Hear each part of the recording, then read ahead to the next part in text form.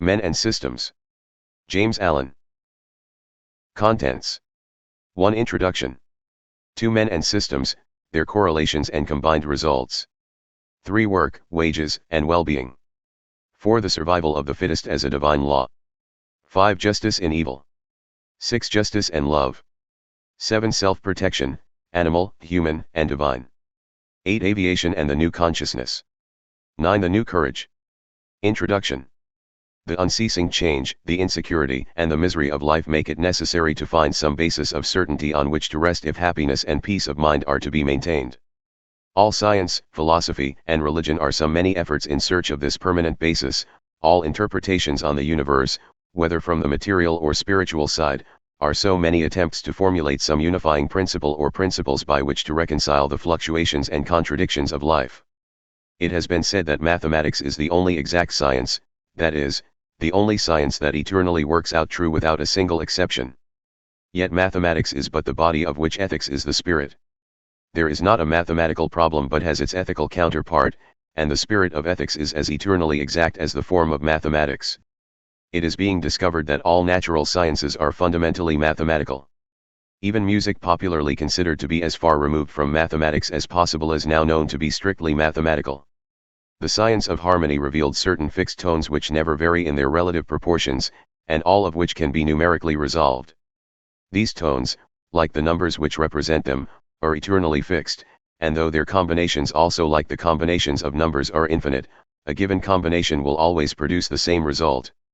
This mathematical foundation in all things is the keystone in the temple of science, and this mathematical certainty constitutes the rock of ages, and the great peace, on which and in which the saints and sages have ever found rest from the stress and turmoil of life. Human life and evolution at present is the learning of those preliminary lessons which are leading the race towards the mastery and understanding of this basic or divine knowledge, for without such a permanent, exact mathematical basis no lesson could be learned. When human beings are spoken of as learning the lessons of God or of life, two things are inferred, namely, 1. A state of ignorance on the part of the learner, and 2. That there is some definite knowledge which he has to acquire.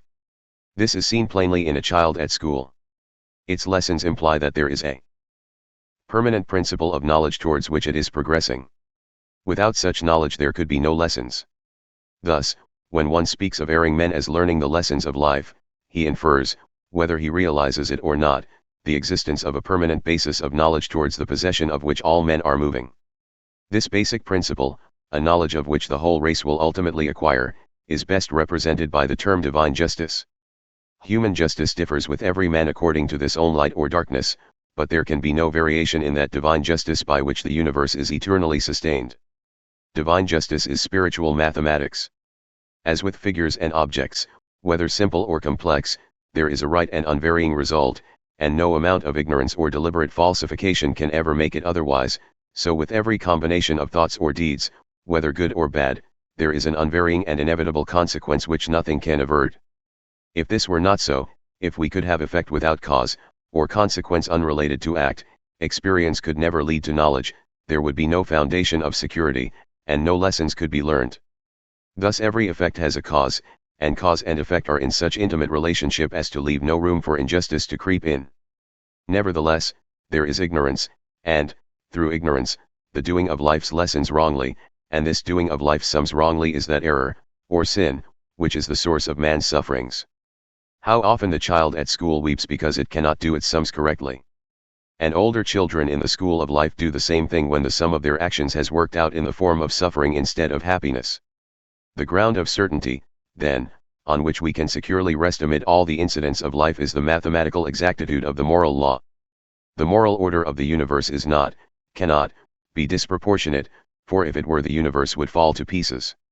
If a brick house cannot stand unless it be built in accordance with certain geometrical proportions, how could a vast universe, with all its infinite complexities of form and motion, proceed in unbroken majesty from age to age unless guided by unerring and infallible justice? All the physical laws with which men are acquainted never vary in their operations. Given the same cause, there will always be the same effect. All the spiritual laws with which men are acquainted have, and must have, the same infallibility in their operations. Given the same thought or deed in a life circumstance, and the result will always be the same. Without this fundamental ethical justice there could be no human society, for it is the just reactions of the deeds of individuals which prevents society from tottering to its fall.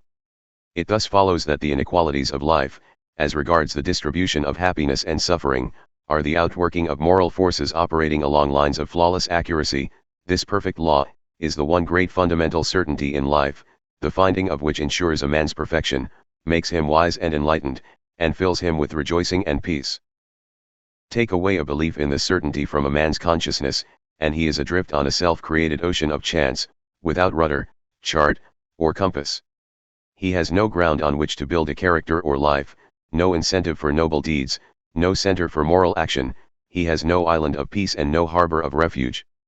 Even the crudest idea of God as of a great man whose mind is perfect, who cannot err, and who has no variables nor shadow of turning, is a popular expression of a belief in this basic principle of divine justice. According to this principle there is neither favor nor change, but unerring and unchangeable right. Thus all the sufferings of men are right as effects, their causes being the mistakes of ignorance, but as effects they will pass away. Man cannot suffer for something which he has never done, or never left undone, for this would be an effect without a cause. Man suffers through and himself. Where the effect is, there is the cause. Its seat is within, not without. The things which men are reaping today are of the same kind which they formerly sowed. The good man of today may be reaping the results of past evil, the bad man of today may be reaping the results of past good. Seen thus, this divine principle throws an illuminating light on those cases, common enough, where the good suffer and fail, and the bad enjoy and prosper. Things as they are did not spring into existence without a cause. They have behind them a long train of causes and effects, and another such train will follow them in the future. In viewing the objects in a landscape we allow for perspective, we must do the same in viewing events. This principle of divine justice is not distinct from divine law. It is the same. Partial men separate justice from love, and even regard them as antagonistic, but in the divine life they blend into one. Nothing can transcend right. Nothing can be more loving than that we should experience the sequences of ignorance and error, and so become perfected through suffering. In this divine love, which never alters, never errs, never passes over a single deed, we have a sure rock of salvation, for that which could shift and change could afford no foothold. Only in the unchangeable, the eternally true, is there permanent peace and safety. Resorting to this divine principle, abandoning all evil, and cling to good, we come to a knowledge and realization of that basis of certainty on which we can firmly stand through all life's changes. We have found the rock of ages and the refuge of the saints. James Allen Bringoleu, Ilfracombe. 1. Men and systems, their correlations and combined results. There is today a widespread revolt against those modes of human activity designated systems, and these systems are almost invariably referred to as something distinct from, and yet directing, controlling, or tyrannizing over, humanity itself.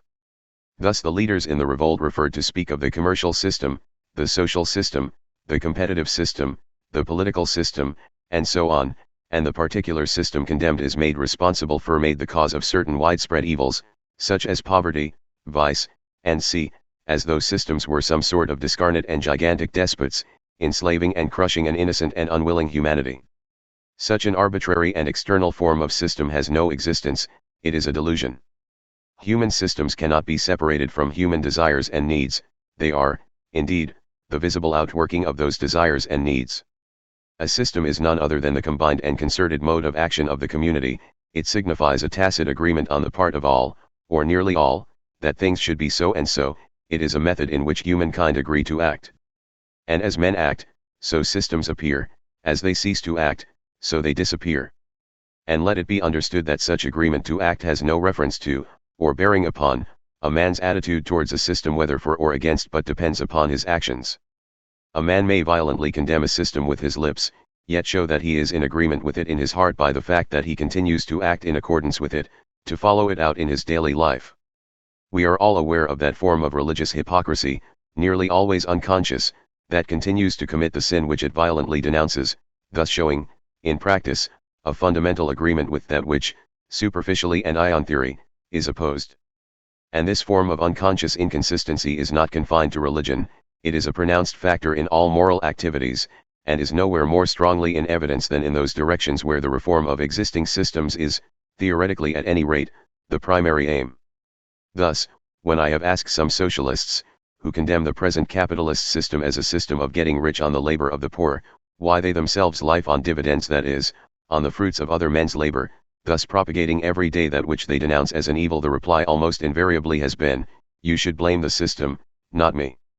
This reply shows that such people regard themselves as the helpless victims of a tyrannical something which exists external to, and independent of, themselves and their actions, and which they call a system. But a little reflection will show that which they denounce as the system is none other than the viewing as evil certain actions in others which they regard as good in themselves.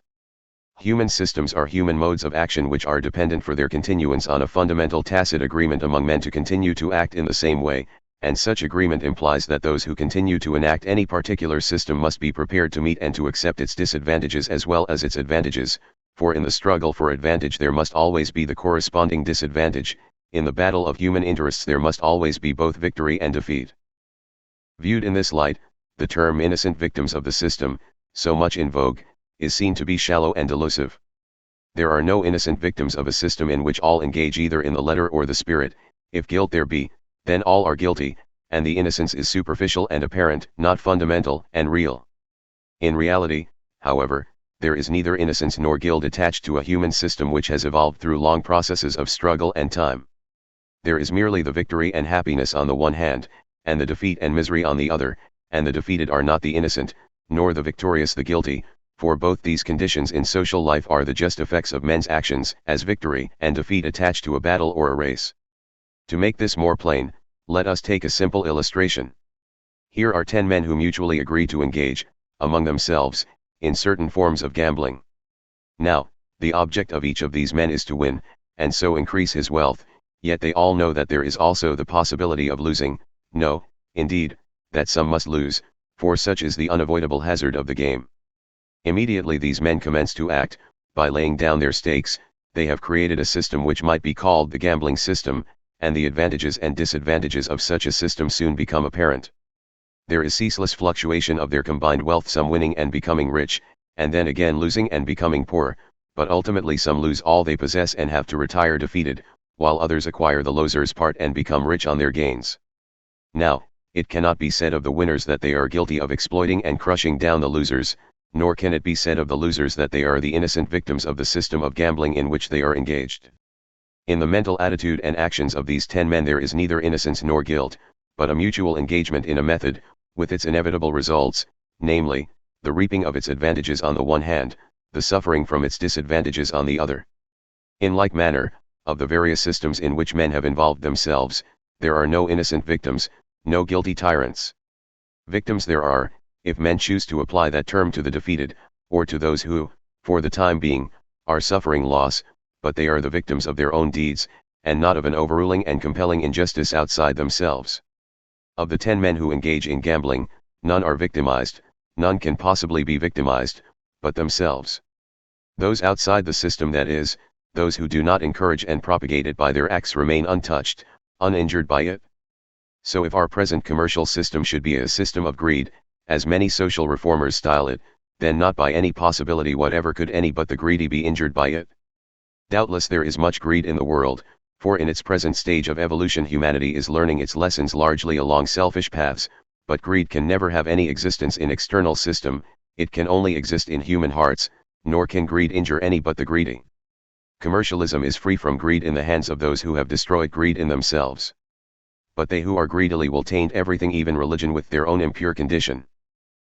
Industrialism, the outworking of a nation's energies and abilities, is wholesome and noble. It is covetousness which produces woe, and the soul suffers from covetousness are the covetous themselves.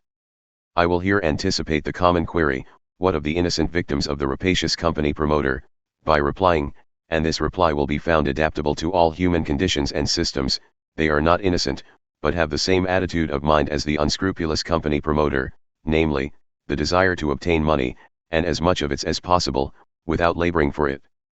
The company promoter is the instrument through whom they reap the results of their own greed, and fall victims to their own covetousness. Social reformers may denounce the system of capitalism or commercialism, but so long as they themselves continue to enact that side of commercialism which is most akin to covetousness, namely, its speculative as distinguished from its industrial side, by keeping a keen eye to good investments, and following up increased dividends with avidity, just so lingual that which they call a system of greed, and indeed to them it is such, continue. Those who are striving to life by speculation, on the fruits of another's labors, or who have the spirit to do should the opportunity arise, and the number of those who are anxious to acquire money without giving its equivalent is very large, should not bemoan the existence of want and poverty, but should perceive and receive such conditions as the inevitable disadvantages of the method which they are acting out, as luxury and riches are its advantages. The hope of one day becoming suddenly rich without working for it, and living ever after a life of unbroken ease, is a common chimera among the poor. While covetousness continues to sway the human mind, want and poverty will continue. Men desire, and then they act, and they combined acts constitute what men call systems. The 10 gamblers desired to increase their wealth without laboring for it, and at each other's loss, and they acted accordingly. Their combined actions constituted the system with its combination of results. Systems are, therefore, deeds combined and reciprocal of a number of individuals, and the so-called evils in the world which men attribute to systems as distinguished from men are the reactions upon individuals of their own deeds. A system cannot be unjust, because men inevitably reap the just effects of their own deeds. The evils which prevail in the world are indications of justice, not injustice. Poverty and want are the natural disadvantages of the present social life, or system, that is, of the way in which men agree to act. There is suffering, but there is not injustice. It could not be said of those among the 10 gamblers who were reduced to poverty that they were treated unjustly by the winners, or that they were the innocent victims of the system of gambling. Their lot was just, their poverty being the inevitable result of their own actions. Recently a socialist friend of mine was somewhat violently condemning landlords, and I pulled him up by saying, "But why do you condemn landlords, seeing that you are one yourself? Have you not, only a few weeks ago, added another piece of land to that which you already possessed?"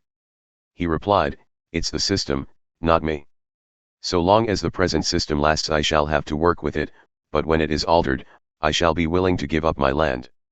If a gambler were continually condemning the system of gambling as a bad one, and yet continued to gamble, we should justly say that he was confused both in his morals and perceptions, and he is equally confused who, while condemning any other system, social, political, or whatsoever, yet continues to act it out.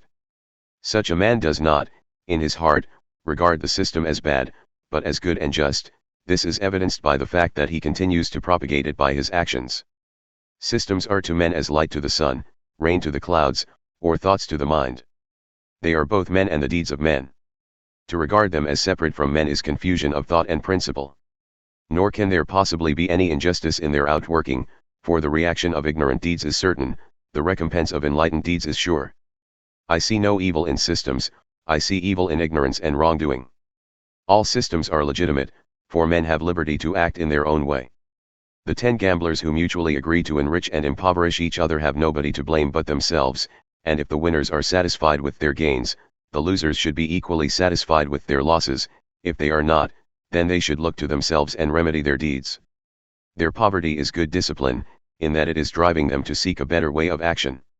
If a man regards a system as bad, he should withdraw from it in practice, and should bend his actions in another direction, for immediately 2 men act in concert a system is formed, and the good and the bad which lurk in their actions will soon be manifested in the system which they have launched forth. In the life of humanity, in systems, in what are called good and bad, are visible the outworking of the combined results of men's deeds, and in all, through all, and over all, justice reigns eternally triumphant. 2. Work, wages, and well-being. Activity is a necessity of existence, and usefulness is the object of being. Nature at once cuts off that which has become useless. Her economy is faultless, and she will not be burdened with things which have ceased to be of service in her progressive workshop. Nor does she allow her handy tools to lie unused, nor her bright things to rust. Wheresoever there is ability, there also are scope and opportunity. Where there is energy, there also are legitimate channels for its exercise. Where there is a soaring mind, the means of achievement are ready to hand. As the field waits for the plow, the sea for the ship dash, and the port for produce, so nature in all her departments, whether material or mental, stands ready to cooperate with man in all his labors, and to reward him according to his diligence and industry. The statement, "There is no scope for my abilities," is either an expression of vanity, an excuse for negligence, or a confession of lack of resource, or of inability to utilize opportunity. Ability need never lie unused for a moment. There is unlimited scope for all abilities. All that is required is the capacity for work. Of all abilities, the capacity for work is the most useful and necessary, and its possession is a glorious power, and this men discover when they are disabled, or stricken down with sickness. When they are thus forcibly prevented from engaging in wholesome, invigorating labor, what would they not give to have once again the spirited and glowing use of brain or muscle, or to spend exuberant strength in healthful exertion? Work is of two kinds: it is either loving labor or enforced slavery.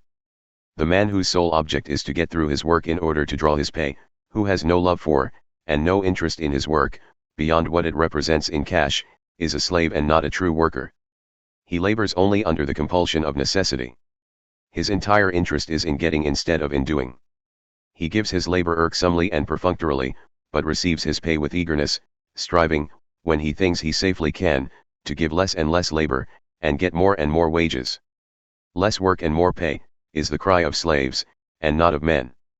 On the contrary, the man whose heart is centered in his work, who aims at the perfect performance of his duty, is a true worker whose usefulness and influence are cumulative and progressive, carrying him on from success to greater and greater success, from low spheres of labor to higher and higher still. Thinking little or nothing of the wages, and much of reward, but eager and willing in service, he is sealed by nature as one of her chosen sons, fitted by virtue of his unselfish labors to receive the greater excellence and fuller reward.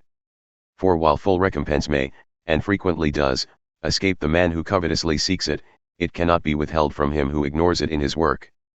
For the true recompense is never withheld, but in the selfish desire to secure the recompense without giving its equivalent, disappointment is the pay received, and the expected reward does not appear. The wages of work are sure. In the universal economy no man is cheated, he cannot be defrauded of his just earnings, for every effort receives its proportionate result, first work as the cause, and then wages as the effect. But while wages is the result, it is not the end, it is only a means to a still greater and more far-reaching result and end, namely, the progress and increased happiness both of the individual and the race, in word, to well-being.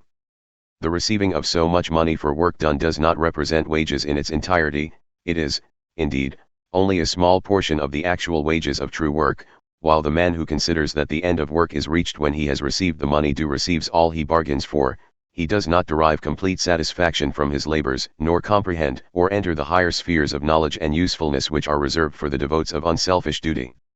It is a day of definitely marked progress in the life of a man when, by the illumination of spirit which proceeds from the development of higher sense of duty, he passes from the burdensome sphere of slavery to the happy world of work, when he leaves behind him the grasping and bartering, the drudgery and humiliation, and, accepting his place among his fellows, becomes a cheerful cooperator with humanity, and a willing and happy instrument in the economy of things.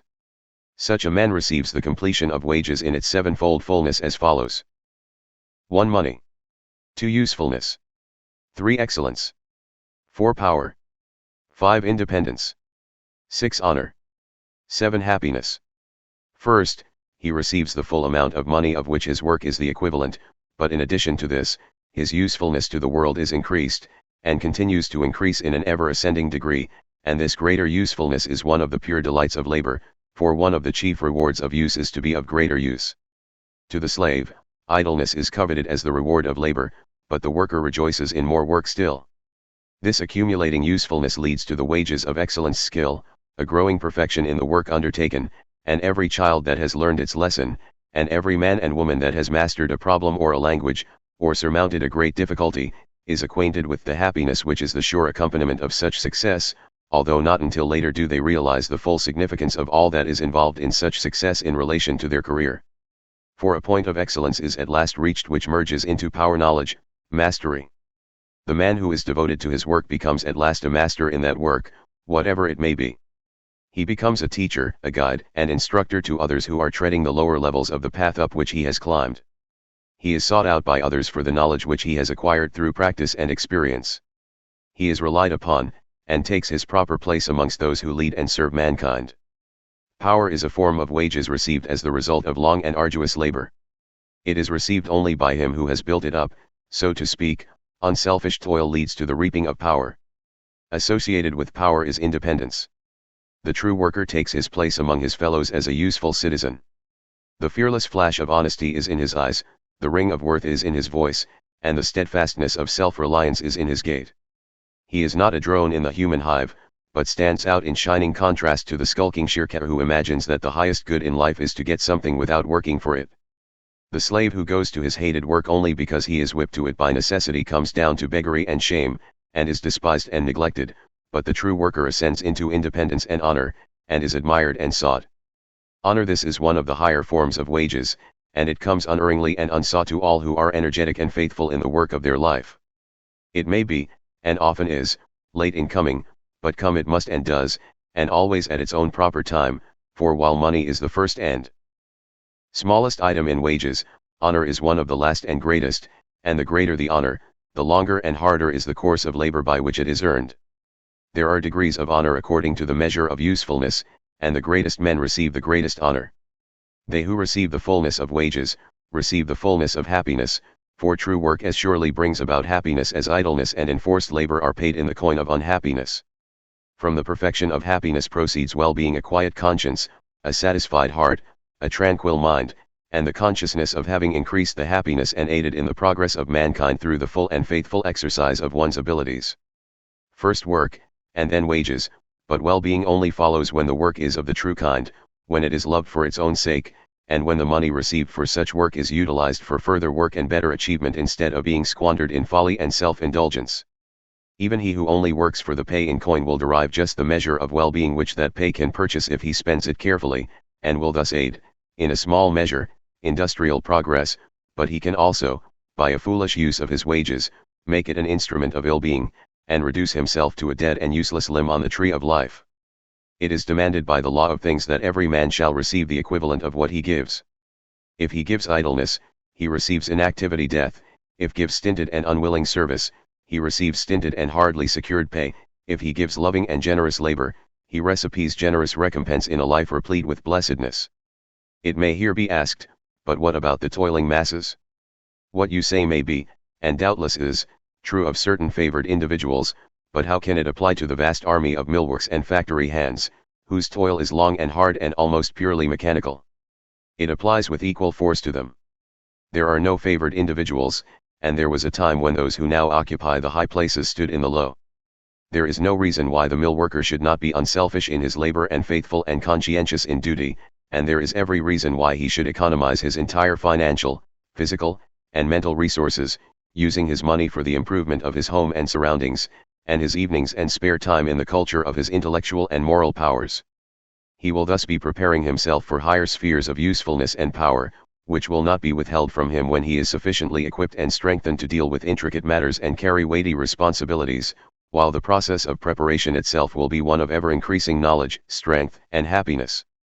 Work, wages, and well-being are three broad stages in individual and racial evolution, and the political economy of the future will take into account those higher mental and spiritual forms of wages which it now ignores, but which are still the most powerful factors in the well-being of men and nations.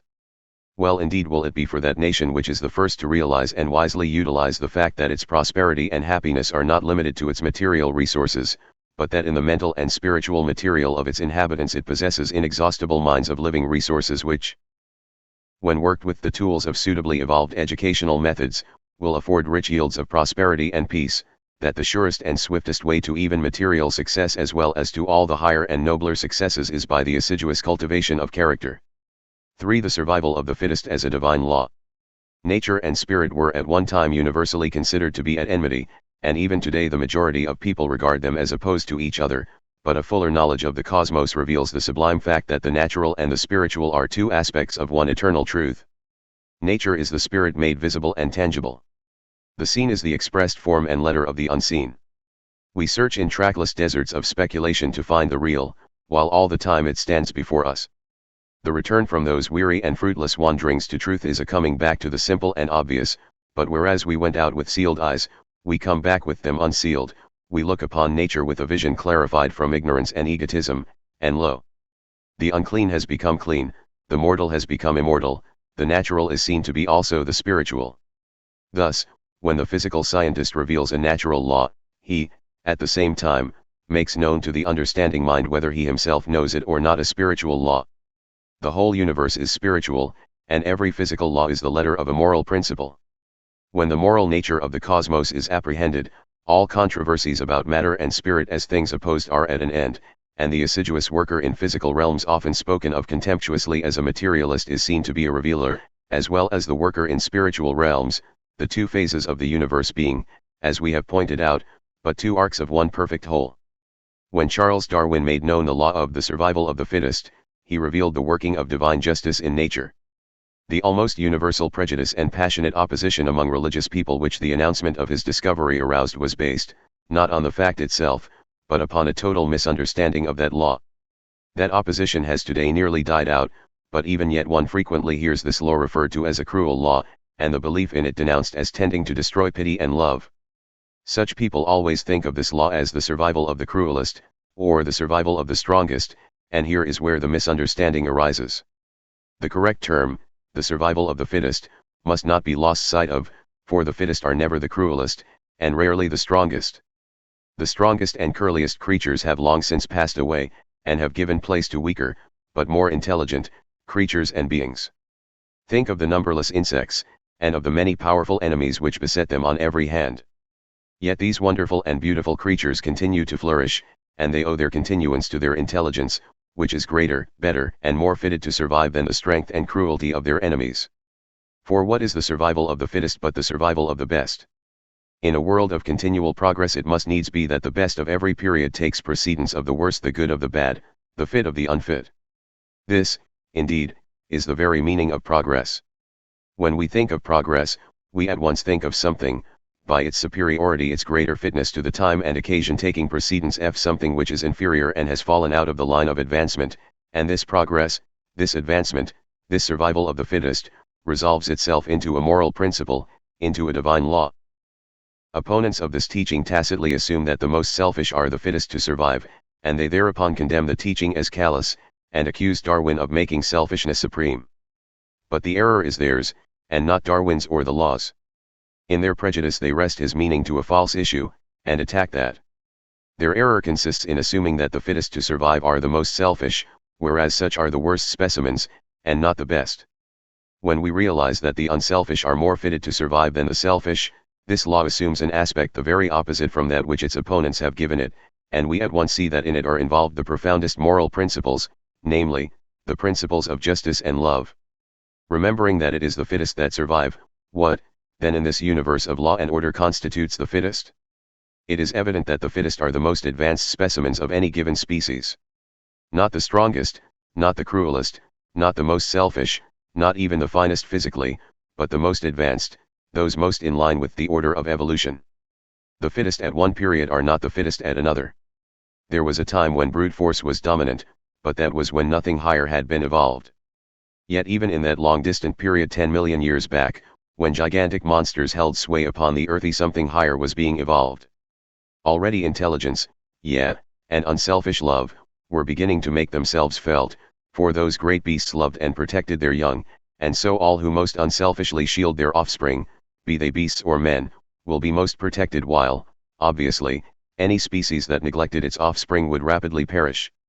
Thus, long ages ago, the fragile babe of intelligence was born in the manager of brute force, and since then, through all the ages of struggle, it has been gradually but surely overcoming the brutal strength and terror, so that today intelligence has conquered, or almost conquered, for the strongest brutes have passed away forever, having given place to beings physically weaker and smaller, but better, and more morally perfect.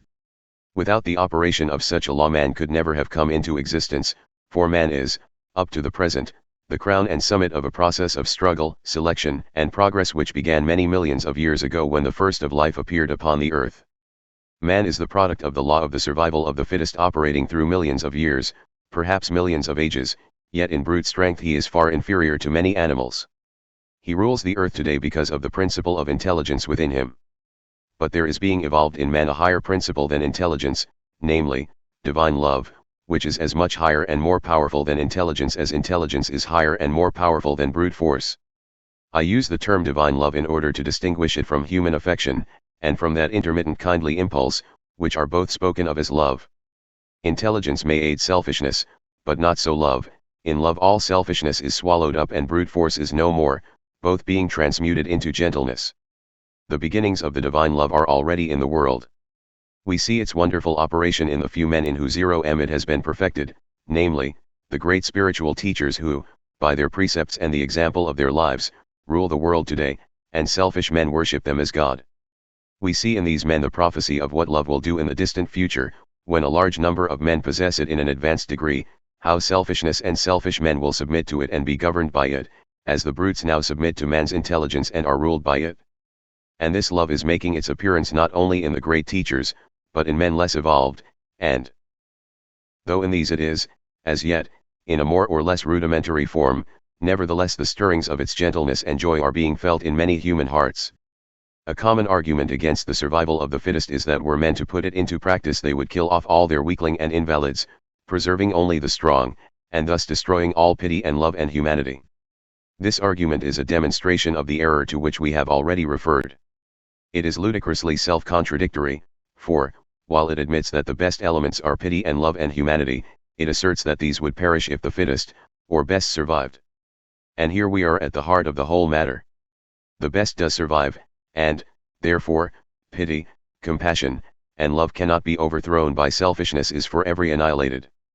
Speaking of human beings, it is plain that the fittest to survive are not the selfish and the cruel, but those who have developed the finest characteristics of kindness, compassion, justice, and love, in a word, the most moral, the purest, and wisest. To talk about putting this law into practice shows ignorance of its nature, for it is independent in its operation, and is always in activity, and all men and creatures obey it, and should ever a race of men, under them is taken notion that they were practicing it, do it such violence as to kill off their weaklings and invalids, the law would not cease to operate in their case, and they, by virtue of that very law, would soon exterminate themselves. With the ceaseless march of human progress, cruelty is becoming less and less fitted to survive against the growing intelligence and gentleness. The cruel races have nearly all died out, only disorganized remnants of them remaining. The fierce animals of prey are becoming fewer, and brutal men are now regarded as a menace to society.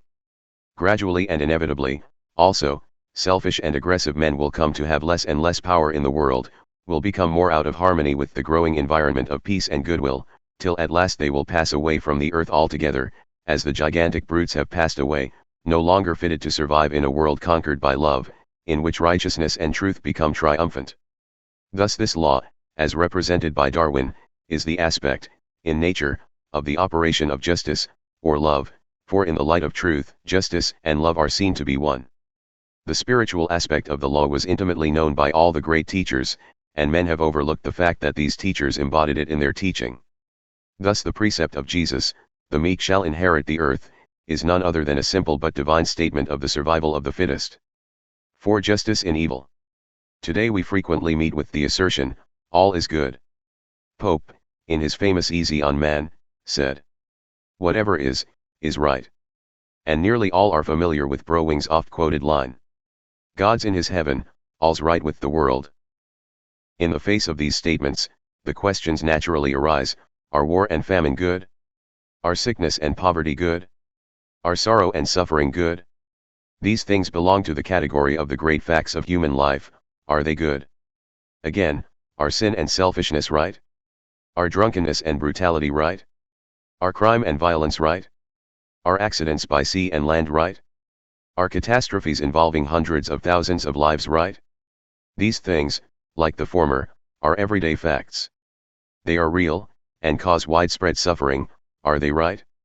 Many persons must have questioned thus during the past years of unprecedented catastrophes in the form of volcanic eruptions, earthquakes, floods, famines, wars, and various forms of crimes and violence. Are these things right? If so, why are men so eager to escape them? Even those who are given to quoting, "Whatever is right," will, in the next breath, refer to certain evils, and propose some method of being rid of them. It is plain that, in the sense of adding to human happiness, these things are not right, for they conduce to human misery. Even those who deny the existence of evil in theory recognize it in practice, in their efforts to conquer it. Nevertheless, those statements as to the universal good and the rightness of all things are true. It is all a matter of relativity. The recognition of evil, and the statement that all is good, are not contradictory. When the events of life are related to human happiness, then some are recognized as good, and some as evil, but when they are related to the fundamental and eternal principle of justice, then all things are seen to be good, right, in harmony with the great law of inviolable equity. Take a simple example, that of physical pain. When we are considering human happiness, bodily pain is an evil, but when we consider the principle of life itself, and its protection and continuance, then physical pain is seen to be good, as it is a warning monitor urging man to the protection of his body from hurt and extinction. And it is with mental pain as with physical, with sorrow, remorse, loneliness, and grief. It is evil because it destroys happiness, but as the effect of ignorance and wrongdoing, it is just, and therefore good, as it urges men to seek the paths of wisdom and right doing. The prophet Isaiah says, "I form the light, and create darkness, I make peace, and create evil, I the Lord do all these things." He thus recognizes the justice of evil, that it has its place in the moral universe as the opposite of good, just as darkness has its place in the physical universe as the opposite of light. The prophet Amos expresses the same thing when he says, "Shall there be evil in a city, and the Lord had not done it?" The writings of the Hebrew prophets in the Old Testament teem with statement of the truth that evil is rooted in justice, not in injustice, that all the afflictions and calamities which overtake men spring from some violation, on man's part, of the moral law. So pronounced are they upon this point that they even attribute the suffering caused by purely external occurrences, such as floods, storms, earthquakes, drought, and dearth of food to man's inward unrighteousness and his consequent departure from the divine order. And, indeed, a profound acquaintance with the human heart and with human life does reveal the great truth, a truth never apparent on the surface, and therefore hidden from the shallow and unthinking, that all tragedy is the culminating point in the conflict of human passions. Where there are no violent passions there can be no tragedy, no disaster, no catastrophe. When humanity has attained to inward harmony and peace, it will be free from all those forms of violence which now devastate the world, and scourge humankind with grief and lamentation. Maeterlinck perceives this truth clearly, for in his Wisdom and Destiny he says, "Fatality shrinks back abashed from the soul that has more than once conquered her, there are certain disasters she dare not send forth when the soul is near." The mere presence of the sage suffices to paralyze destiny, and of this we find proof in the fact that there exists scarce a drama wherein a true sage appears. When such is the case, the event must needs halt before reaching bloodshed and tears. Not only is there no drama wherein sage is in conflict with sage, but indeed there are very few whose action revolves round a sage. And truly, can we imagine that an event shall turn into tragedy between men who have earnestly striven to gain knowledge of self? It is rarely indeed that, though it be for an instant. They are afraid of a lofty soul, for they know that events are no less afraid, and were their heroes to soar to the height the real hero would gain, their weapons would fall to the ground, and the drama itself become peace, the peace of enlightenment. It is a significant fact that while Shakespeare depicted nearly every type of character, he never brought a sage into his dramas. The truth is that his tragedies could not have taken place in the presence of a sage. Their outward violence stands related as effect to the hidden cause of disordered and conflicting passions. The sage has lifted himself above such disorder and conflict, and such is the power of his harmonious and tranquil spirit that in his presence the passions of others will be calmed and subdued, and their approaching tragic issue averted. It is a mighty truth, and one which stands clearly revealed in the mind of the sage and the prophet, that all the evils of humanity spring from the ignorance, and, therefore, from the mistakes, the wrongdoing, of humanity itself. It is, therefore, just and right. But though just and right, it is not desirable, it is evil, and needs to be transcended. It is just and right, as imprisonment is just and right for the thief, in that it teaches man, and ultimately brings him to the feet of wisdom. As physical pain is a protector of man's body, so mental pain is a protector of his mind and of his life. From man's ignorance of the divine law of the moral order of the universe arise those thoughts and passions, inward conditions which are the source of tragedy, disaster, catastrophe.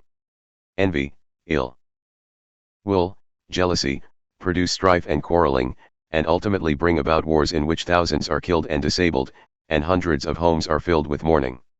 Greediness, self-indulgence, and the thirst for pleasure lead, through gluttony, indolence, and drunkenness, to disease, poverty, and plague. Covetousness, lust, and selfishness in all its forms cause men to practice deception, lying, and dishonesty, and to strive against others in the blind pursuance of their petty plans and pleasures, thus leading to deprivation, loss, and ruin. And where there are excessively violent passions there is always a violent life ending in a premature and violent death. Man, by his ignorance, his selfishness, his darkness of mind, is the marker of sorrow and the cause of catastrophe. His sufferings are indications that the divine law has been arrested, and is now asserting itself. The tragic darkness of his life is the outcome of that same justice from which his joyful light proceeds. If every suicide, every ruin, every woe, even every accident, could be traced to its original cause in the moral constitution of things, its justice would be found to be without blemish.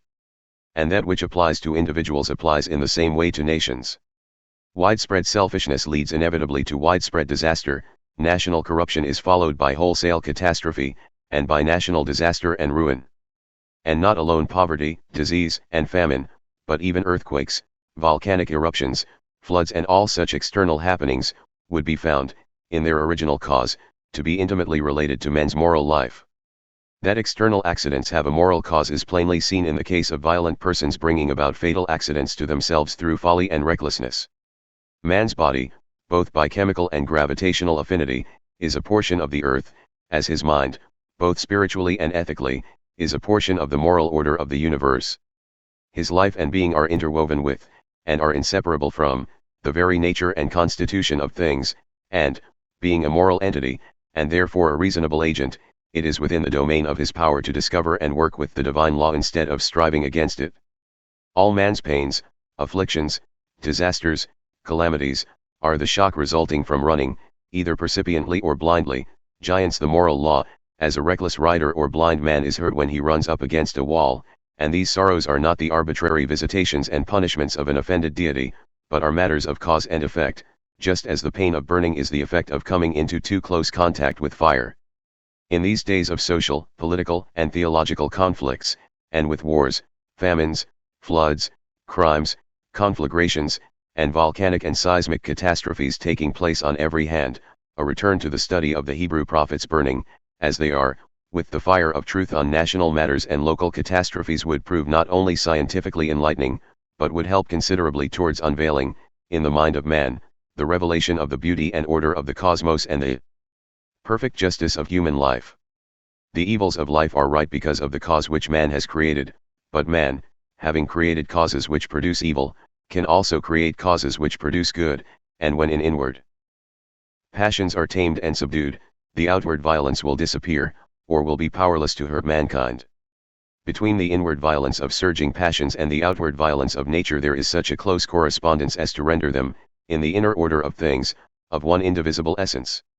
As the prophet Amos again puts it, "For they know not to do right, faith the Lord, who store up violence and robbery in their places. Therefore thus faith the Lord God, an adversary there shall be even round about the land, and he shall bring down thy strength from thee, and thy places shall be spoiled." The outward adversary is necessary to nullify the inward violence, is brought into existence by it. When a nation becomes corrupt, it is conquered and swallowed up. When cities become morally bankrupt, they fall to pieces, or are destroyed by some outward force. 5. Justice and love. One frequently hears justice referred to as being opposed to love. Such an error arises out of lack of understanding of the profound and comprehensive significance of these two principles, for two divine laws cannot stand in opposition or contradiction to each other. Two basic laws, both admittedly good, must harmonize, otherwise one would be evil, for good cannot oppose good. The antagonism which men place between justice and love does not exist in reality, it is an error arising from ignorance of the true nature and right application of the principles involved. The element of kindness is never absent from justice; if it were, it would be weak emotionalism and not love. There is often more love in a severe reproof than in a yielding acquiescence.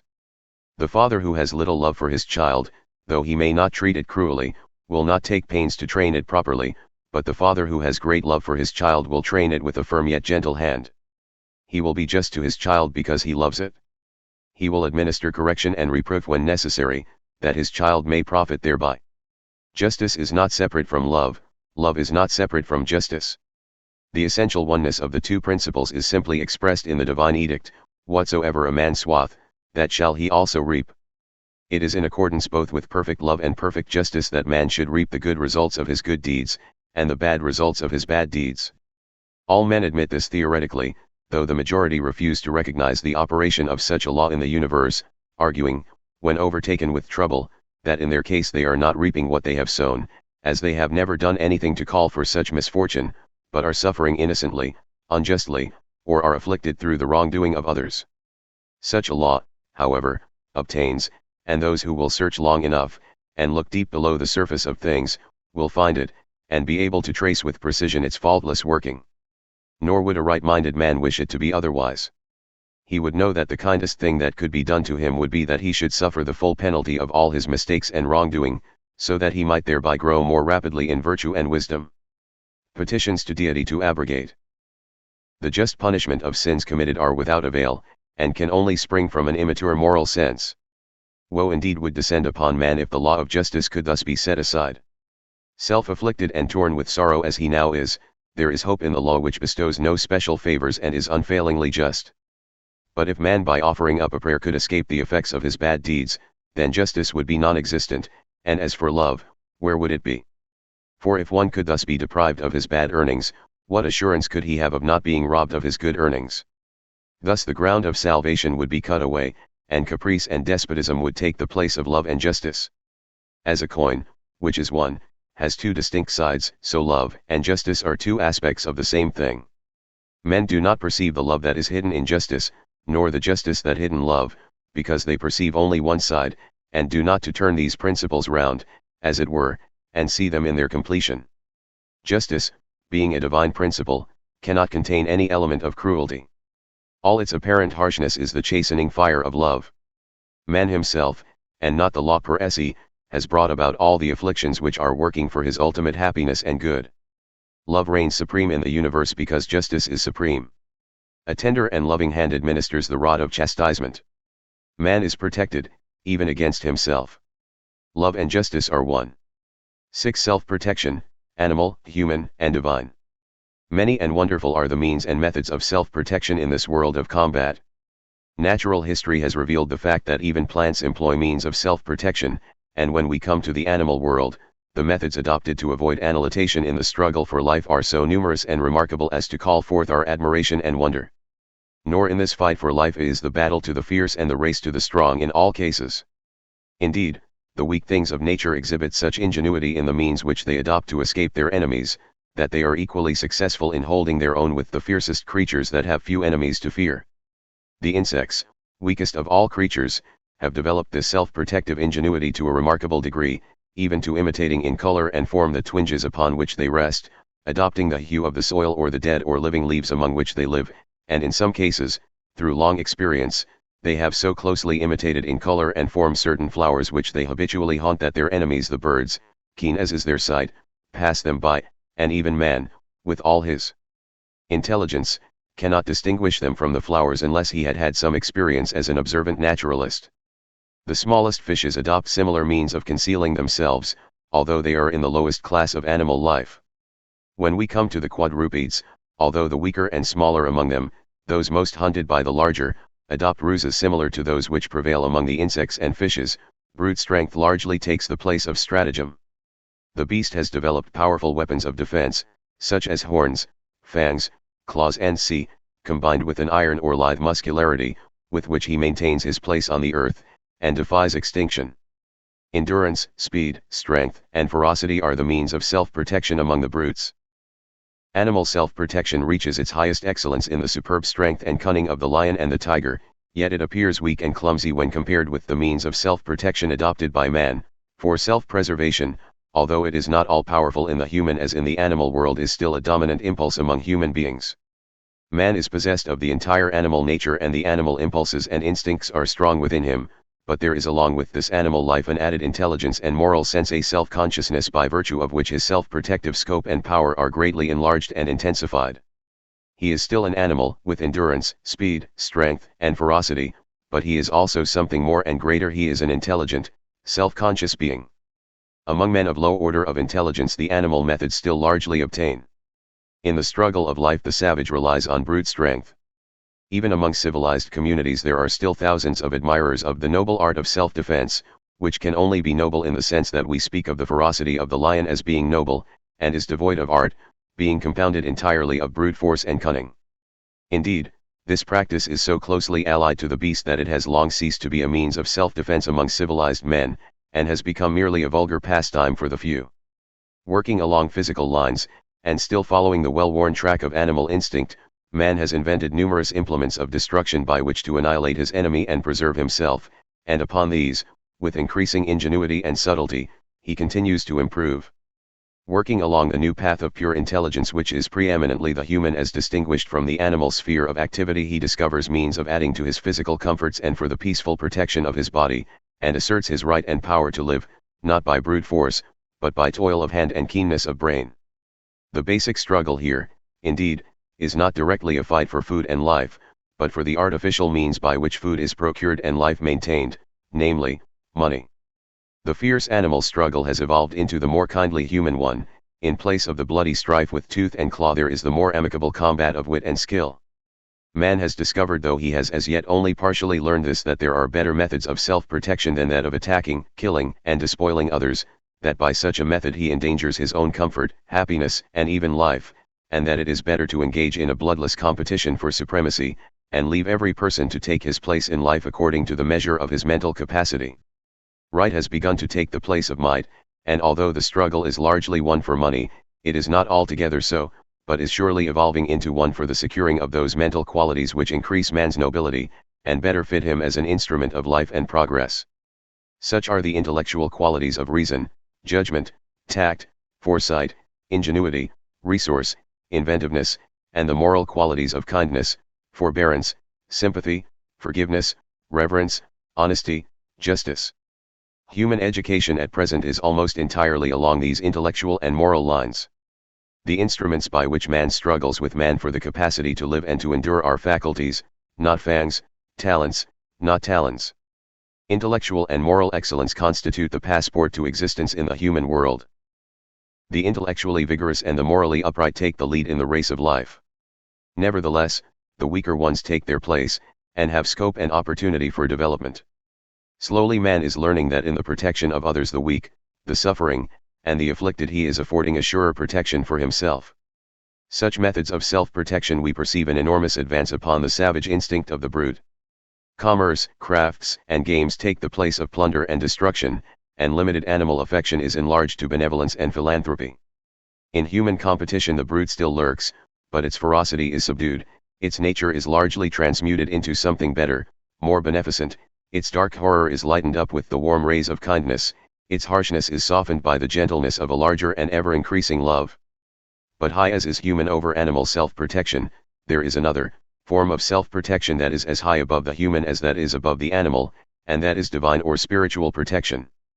By this method the man does not fight with others physically, after the manner of the brute, he does not struggle with others mentally, as does the human being, he fights with the brute within himself.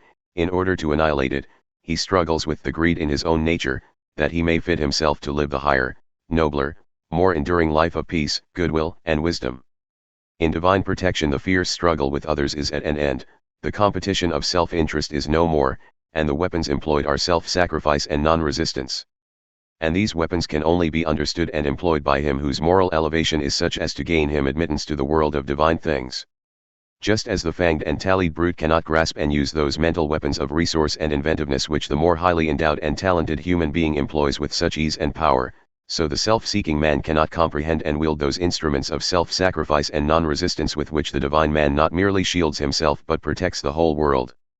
Self-interest, resistance to, and competition with others, are the most powerful factors in the purely human life, but in the divine life, self-obliteration, and deep-felt sympathy with, and compassion for others, are the dominant motives. The divine man conquers by non-retaliation and by yielding where others enter into selfish strife, and his gentle powers are so invincible that the lesser selfish powers, great and potent as those are when compared with the merely animal equipments, dissolve away in ineffectual weakness. As bestial instincts cannot be with human powers, so human powers cannot stand against divine principles, and the divine man stands upon, and acts from, such principles. In him the human qualities mentioned are merged into the divine principles of patience, humility, purity, compassion, and love. Both the animal and the human are concerned only with the protection and preservation of the body, which is temporal, but the divine man's preservation is concerned with the spirit, which is eternal, like the principles upon which he stands. In a word, divine preservation consists in preserving the mind from passion and selfishness, and imbuing it with pureness and wisdom. We get a glimpse into the vast power inherent in self-sacrifice and non-resistance when we contemplate the lives and characters of the few divine men who practice these principles, in Jesus, Buddha, and others. All men, broadly speaking, yield and bow down to these great masters in divine things. Men who have reached the greatest heights in worldly achievement, monarchs, conquerors, successful generals, statesmen, orators, financiers, bow in humble reverence and awe before the names of those great ones, recognizing intuitively that their own conquests and achievements, with all their worldly glory, are as nothing compared with that supreme self-conquest, that mighty spiritual achievement, which those gentle teachers of mankind exhibited. Today some 500 millions of people bow down to Buddha as their guide and master, and some 300 millions likewise bend before Jesus as their savior and the keeper of their lives. In these three methods of self-protection, animal, human, and spiritual, we perceive the fundamental forces which are at work in the evolution of sentient beings, an evolution beginning with the lowest creature and extending to the deviant being of whom we have any direct knowledge. We also see that there is no inherent evil in any of these methods, that all are equally legitimate, and belong to the cosmic order of things. Each in its own sphere is right and necessary, leading to higher and higher intelligence, and deeper knowledge. The animal defends itself in accordance with its nature and the limits of its knowledge, the human being protects itself likewise in harmony with the dictates of his human nature, and the divine being eternally preserves himself in peace and blessedness by virtue of his clearer insight and deeper wisdom. Nor is any measure of force lost during the process of evolution. The brute passion is, in man, transmuted into intellectual and moral energy, and in the divine man both are merged into control and equanimity. 7. Aviation and the New Consciousness. Dr. Buck, in his work Cosmic Consciousness, published some 10 years ago, stated that aerial navigation would become an accomplished fact in the near future, and that it would revolutionize the social and economic conditions of the world.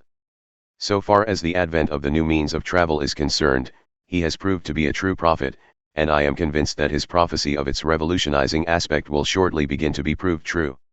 Of this great revolution in its completion, Dr. Buck says, before aerial navigation, boundaries, tariffs, and perhaps, distinctions of language will fade out. Great cities will no longer have reason for being, and will melt away. The men who now dwell in cities will inhabit, in summer, the mountains and the seashores, building often in airy and beautiful spots, now almost or quite inaccessible, commanding the most extensive and magnificent views. In the winter they will probably dwell in communities of moderate size. As the herding together, as now, in great cities, so the isolation of the worker of the soil will become a thing of the past. Space will be practically annihilated, there will be no crowding together and no enforced solitude. The above is a beautiful picture of the result upon human society of the discovery of aviation, and it will no doubt prove true. Not that such a condition will be brought about rapidly. It will at least require several hundred years, and it is highly probable that it will be several thousand years before it is fully realized. As yet we are only in the crudest beginnings of flying, and the mastery of the air as a medium of human transit affords more scope for improvement and invention than any of the mechanical modes of locomotion hitherto employed. Invention will follow upon invention, through a long period of time, until men will be able to propel themselves through the air with a swiftness, a safety, and a skill perhaps equal to that of the migratory birds for the swiftest type. It was Edison who long years ago declared that the ultimate and perfected flying machine would be built on the principle of the bird. While conforming more or less to this principle, the present machines are more on the principle of the kite, the motor driving power taking the place of the string. In his book The Coming Race, Lord Lytton describes the individuals of that race as each possessing a pair of mechanical wings which were under the complete control of the operator, and by means of which he soared into the air and propelled himself gracefully through space.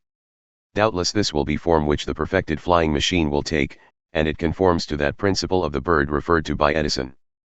But the phase of aviation with which we are here concerned is that which connects it with the evolving consciousness of man, for out of that self-consciousness, which is now man's dominant condition, and which is inevitably connected with struggle and suffering, with labor and sorrow, the beginnings of a higher, diviner form of consciousness are making their appearances.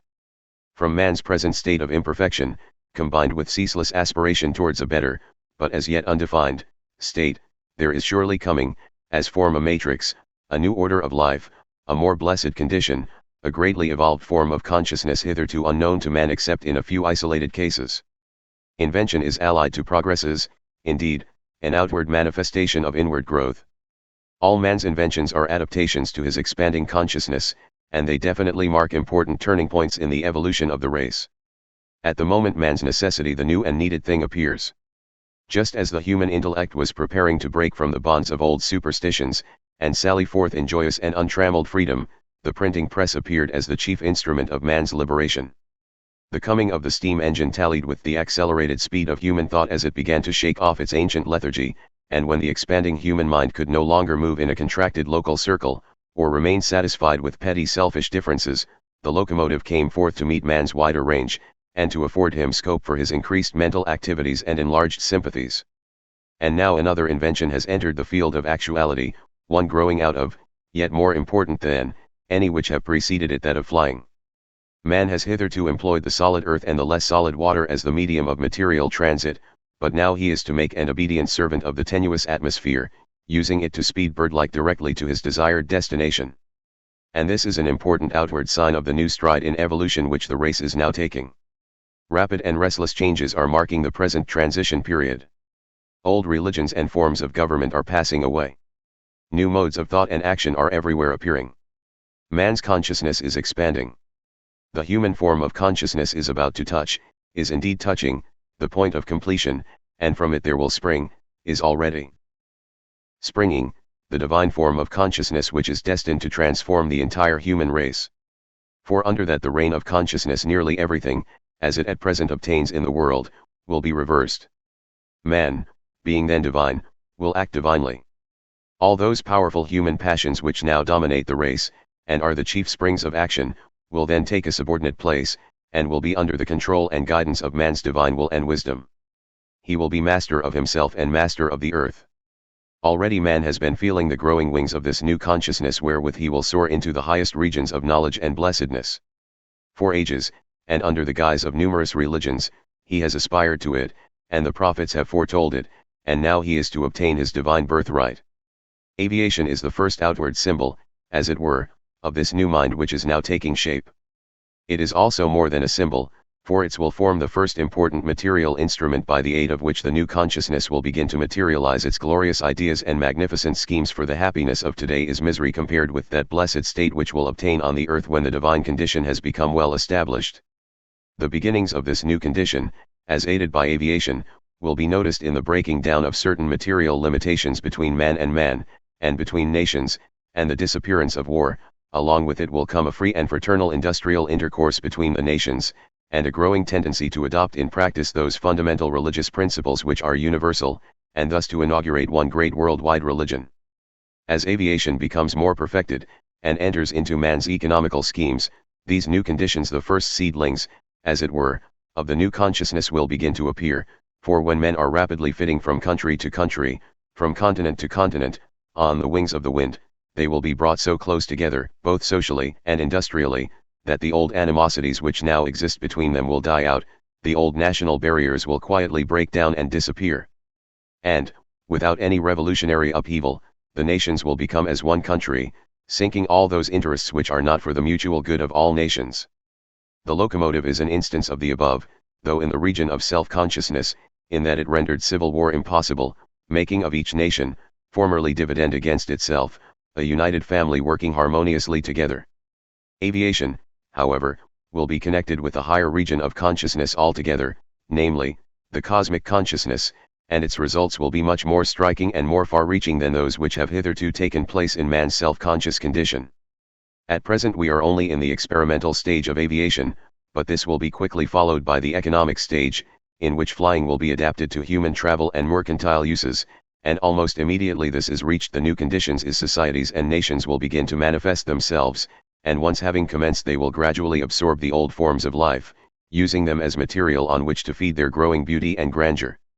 And new and grand men will arise having this higher consciousness, and they will be the leading instruments in establishing this new order of things upon the earth. 8. The new courage. The virtue of courage is generally referred to in its physical manifestation, and it is significant in this particular that its symbol is a beast of prey, namely, the lion. The dictionary rendering adheres to this physical aspect of courage, for on turning up the word I find its meanings are given as bravery, fearlessness, intrepidity, no other rendering being given.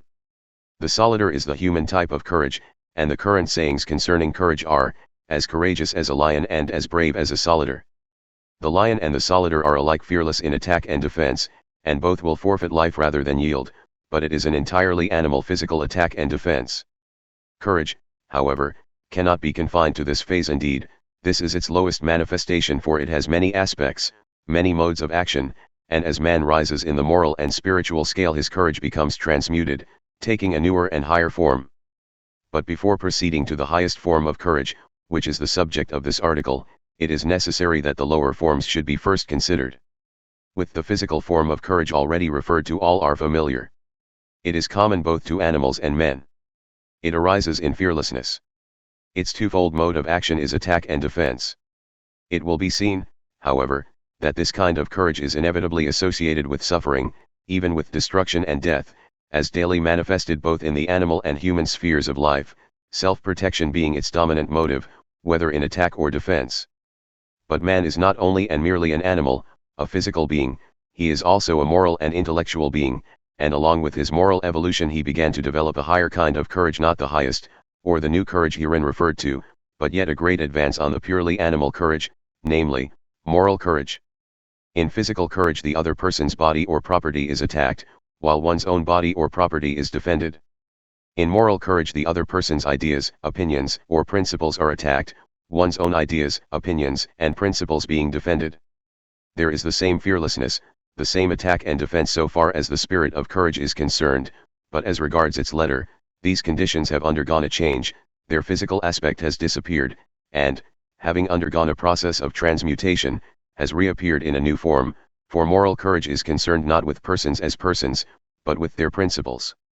It is, indeed, purely mental, and while it is still concerned with destruction and is associated with suffering, the destruction is a bloodless and intellectual one, namely, the destruction of other men's opinions, and its suffering is mental and not physical. This form of courage is now generally recognized, and is always referred to as moral courage, to distinguish it from common or physical courage. It is, without doubt, a comparatively recent development in the evolution of the race, and is entirely absent from animals. A few thousand years ago it was, in all probability, an exceeding rare and new faculty, and it is still in process of development, large numbers of the race not yet having evolved it, for while it is probable that at least 75% of the race possess a considerable development of physical courage, it is doubtful whether 20% possess any marked degree of moral courage, so much so that those in full possession of it are marked off from their fellows as men of a higher grade of character, and generally, though not necessarily and always, as leaders of men in their particular sphere of action. But the new courage, up to a consideration of which the preceding remarks have been leading, is a still higher form of courage, is, indeed, as much above and beyond moral courage as moral courage is above and beyond physical courage, and is as separate and distinct from it as that is from its precedent form. I have called it the new courage because it is now new in the race, its manifestation being at present very rare, and, therefore, little understood. Though very different from moral courage, it results from it, just as moral courage, though very different from physical courage, though very different from physical courage results from it. Physical courage is of the animal, moral courage is of the human, the new courage is of the divine. The new courage is, therefore, divine fearlessness as distinguished from animal or human fearlessness. This divine fearlessness has a twofold aspect. It at first consists in fearlessly attacking and overcoming the enemies within one's own mind instead of the enemies without, as in the other two forms of courage, and is afterwards characterized by an entirely new method of conduct towards others, especially where external enmity and opposition have to be met. It is its latter and perfected stage with which we are here concerned, that is, with its outward manifestation. We have seen how a man having physical courage acts in defense of his life and property, also how a man having moral courage acts in defense of his opinions, and now, how does one act who has divine courage? He who has the new courage does not attack other men or defend himself, does not attack their opinions or defend his own, he is the defender of all men, and that from which he defends them is their own folly, their own ungoverned passions. While never seeking to protect himself, he so acts as to shield others from their deadliest enemy, namely, the evil within themselves. Both physical and moral courage make much noise. In the one there is the clash of arms and the roar of artillery, along with the shouts of the victories and the groans of the dying, in the other there is the fierce war of opinions and the clamor of conflicting tongues. But in the new courage there is a profound silence, yet this silence has more influence and enduring power in one man than that noise has in entire humanity. The new courage may, indeed, be described as the courage to be silent. Thus, when the man of divine courage is attacked, abused, or slandered, he remains serenely silent. Yet this is not a proud and selfish silence.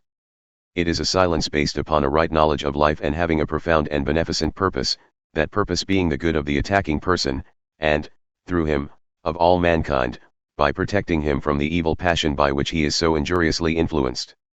To remain silent, calm, and compassionate in the midst of a seething sea of human passions externally pressing upon one, to achieve this requires a lofty courage such as is yet almost unknown to men, so much so that the few men who have it, although misunderstood and persecuted through life, are afterwards worshipped by mankind as divine and miraculous beings.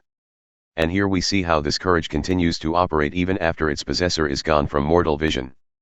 The physically courageous man conquers another in fight, the morally courageous man conquers the opinions of many men, and wins thousands to his cause, but the divinely courageous man conquers the world, and his conquest is one of blessedness and peace, and not of bloodshed or party strife. In the new courage, attack and defense, and they obtain in the two lower kinds of courage, have entirely disappeared. Nevertheless, they have not been destroyed, they still exist in the sporty, but have become blended into one, have been transmuted into a sublime and universal kindness, for when the divine man refrains from engaging in combat with his adversary, and lets him go feeling that he has all the victory, it is because his thought is all for his mistaken enemy, and not for his own defense. He is prompted by a profound compassion for his enemy, a compassion based on divine and perfect knowledge, and if his silent act does not always subdue the passions of his adversary at the time being, it subdues the passions of thousands of men through hundreds of future generations merely by its recital. So great and far-reaching is the power of one deed of truth. In the new courage, then, silent kindness, and by this meant something vastly different from that human impulse commonly called kindness, is both attack and defense. Instead of attempting to conquer passion by fiercer passion, which is the human way, it conquers it, and far more successfully, by its opposite, namely, gentleness, which is the divine way. In the human sense, passion is not opposed at all, but is left alone, yet, in reality, it is opposed by something far more powerful than passion, for in all combats between divine gentleness and human passion, gentleness is the supreme victor. Thus, the man of divine courage, while, viewed from the lower standards of bravery, is not protecting or defending himself, and may for the time being be regarded as a coward, is, in reality, defending himself far more perfectly and successfully than the passionate fighters and partisans, for he who protects his enemy with love, and shields all men with the acts of divine gentleness, is throwing around himself an eternal shield and protection. For instances of this new courage one has to go to the great spiritual leaders of the race, so rare is it. The most striking instance is that of Jesus, who, when mocked, smitten, and crucified, did not retaliate, or offer the least resistance, or speak a word in self-defense, and the fact that the rabble taunted him with the accusation, "He saved others, himself he cannot save," seems to show that they regarded him both as an impostor and a coward. Think of the sublime courage required to pass through such an ordeal, and you will have some conception as to how far the new courage transcends the ordinary human forms of bravery. That transcendent act of courage, too, is today universally recognized as divine, and it still continues to lift men above their warring, selfish passions. When the Buddha was abused and falsely accused by his enemies, he always remained silent, and it not infrequently happened that those who came as accusing enemies went away as worshipping friends and disciples, so powerful was his silent gentleness. It will be long, as we count time, before such courage becomes general in the race, but everything is making towards it. Other men will come who possess it, and then more and more, until at last the race will stand at this divine level. Then selfishness and sorrow will be ended, and the painful conflict of human passions will no more be heard upon earth. This has been a production by The Mental Chemist, for study and education. Copyright 2023.